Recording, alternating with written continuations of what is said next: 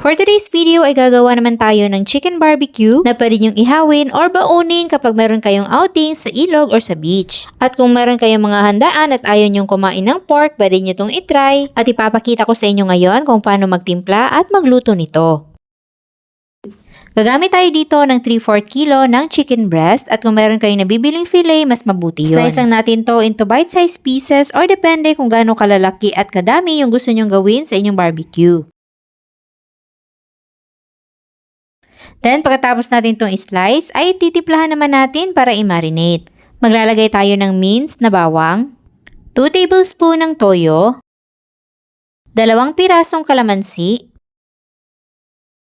3/4 cup ng banana ketchup,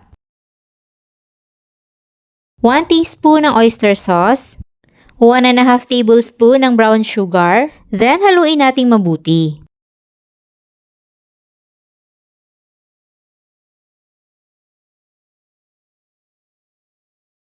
Maglalagay din tayo ng konting mantika dahil walang mga taba itong ating chicken.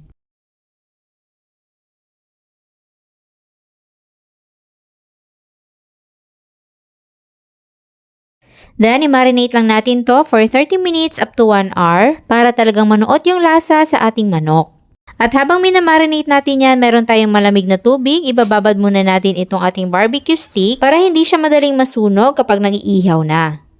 Gagawa na rin tayo ng ating pamahid na sauce. Meron tayong 1/2 cup ng banana ketchup, 2 tablespoon ng tubig, 1 tablespoon ng toyo, 1 pirasong kalamansi, 1 tablespoon ng brown sugar,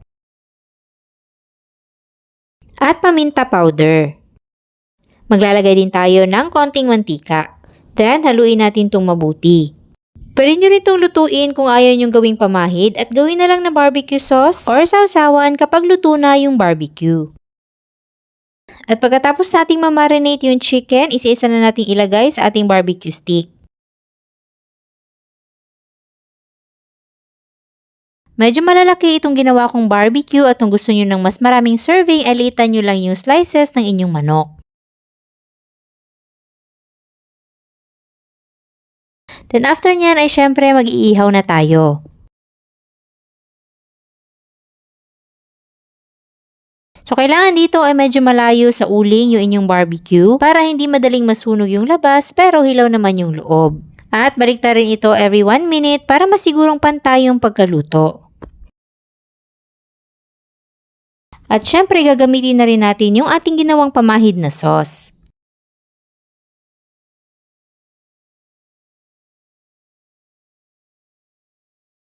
Ang cooking time naman nito ay nasa 30 to 45 minutes. Meron din akong ginawang sausawa na combination ng suka, sibuyas, sili, at brown sugar.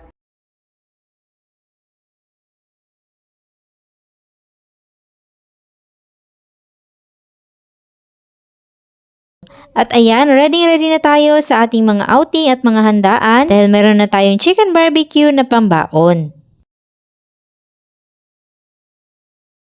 Mapabata man o matatanda ay sigurado magugustuhan itong ating chicken barbecue dahil nuot hanggang loob ang lasa.